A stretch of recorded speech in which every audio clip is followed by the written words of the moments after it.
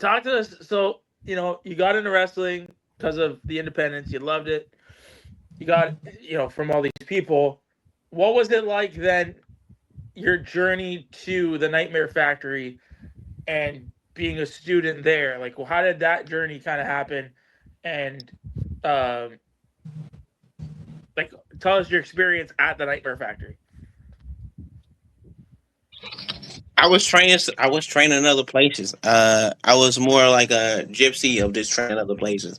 I was training at Fox's for a little bit, and then I was training at Robert Gibson's. Uh, I was at Roberts one day, and I heard people was talking about, the Power Factories come down here. This was before it was the Nightmare Factory. So, the Power Factory, the Power Factory. Once I hear something like two times, I get kind of interested, or three to two times. And so they was like, oh, this is gonna be this big camp with all these guys coming down here and stuff. So at the time it was QT for the Monster. It was supposed to be Monster Factory South, but ended up turning into like the Power Factory. So and it was Punisher Martinez before he was Damian Priest, and it was LSG down there, Leo C. Giovanni, um, yeah, and Delirious, and it was like a super camp. And so I was just comparing about that. So I was like, you know what? I'm gonna get some money together. The money that I had saved up, uh, and I went up there. I went up there. I did the camp. They liked me. I was supposed to spend a couple weeks up there.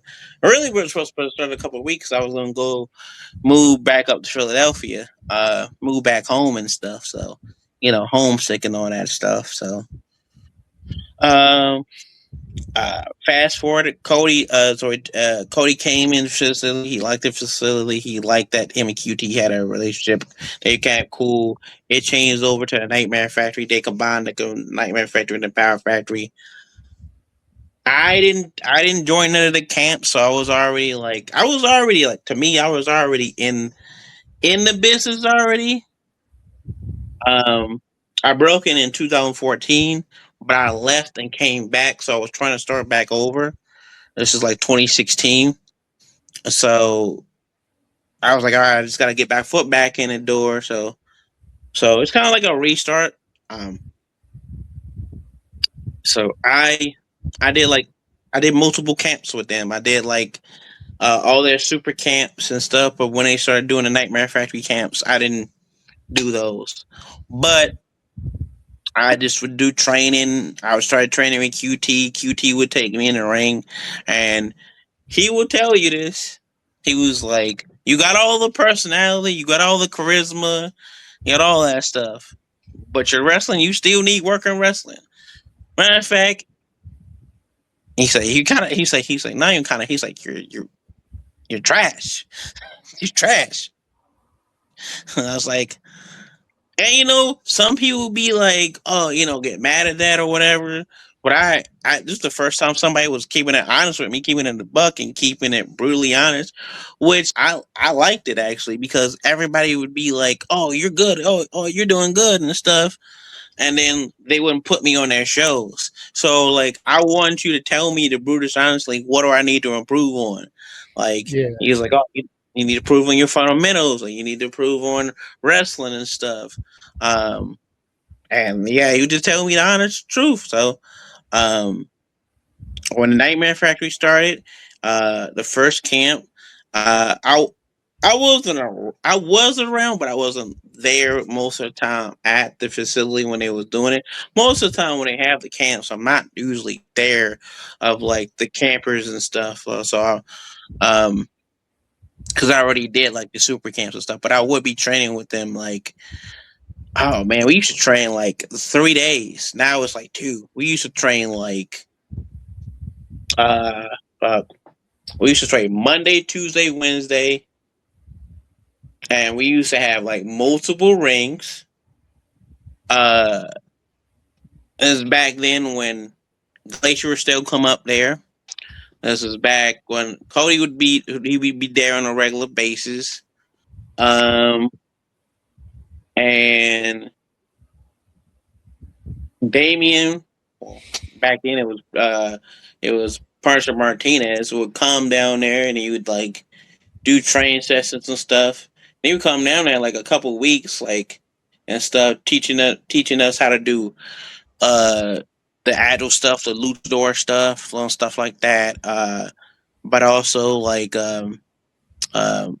I think QT had she still had like the drills of like the how to do the derby style drills of like trials and stuff. Um, so yeah, we do the great crushers, we do all that stuff, and like it was so hard that people would leave all the time. Like he would let people go a free week. Yo, if you come here a free week, see how you do, then you want to pay nothing.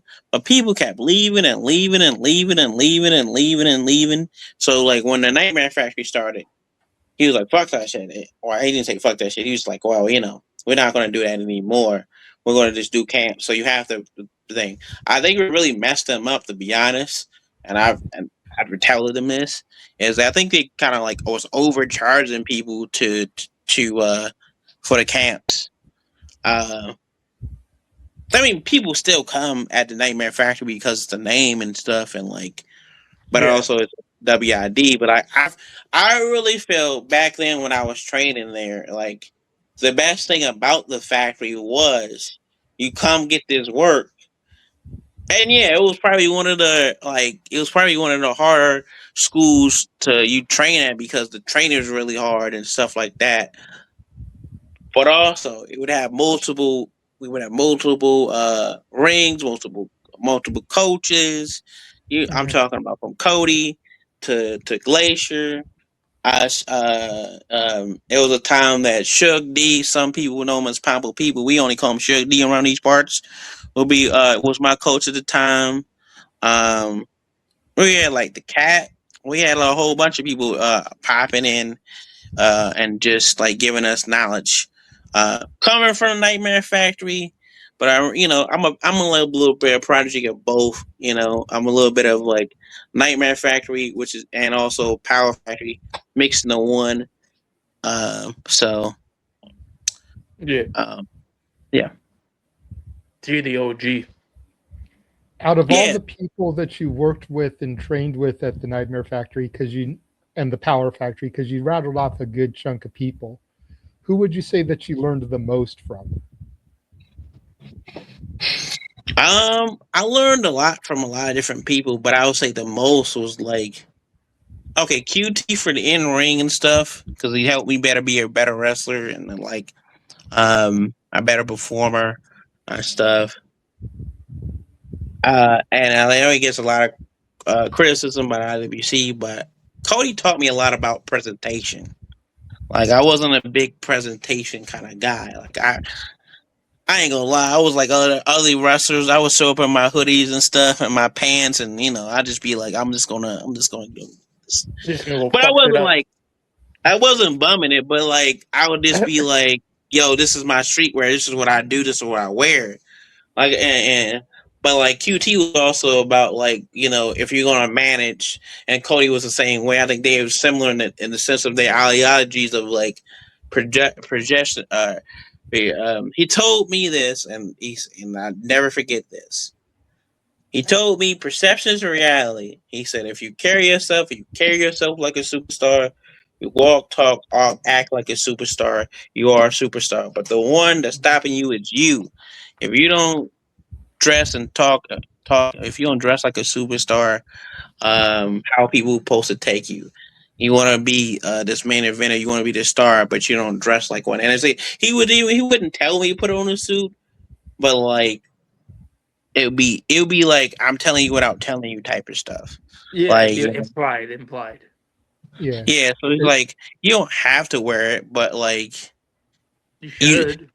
you should, yeah, basically. But QT would be like, yeah, okay, so he would be like, you don't have to wear a suit, but at least wear something like, maybe like something like a dress shirt or whatever when I would manage.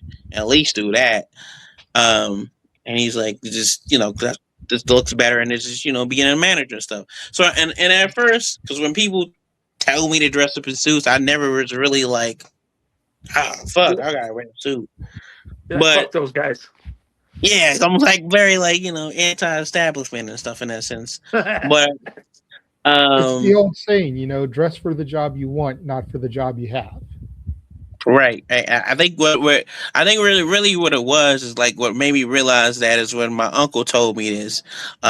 He said, "Well, you just gotta wear a suit," and I wore a suit, and like people look at you differently, like really do, or you don't even have to not really just not just the suit, but if you're dressing up, they look at you differently. They like, oh Yeah. man, you looking fly, that's not like you Mhm. stand out. Yeah. Especially if you just have a shirt and some pants, you just have a dress shirt and pants. But if you put that together with a sports coat and you have some and some dress pants, some loafers, Mm. they'd be like, oh Mm. man, you're looking clean, looking like a real Mm. superstar. So uh, 100% there, 100%. See, if people I are will say listening to this. this, go ahead, Lee. I, I will say this. I learned a lot from Cody presentation wise.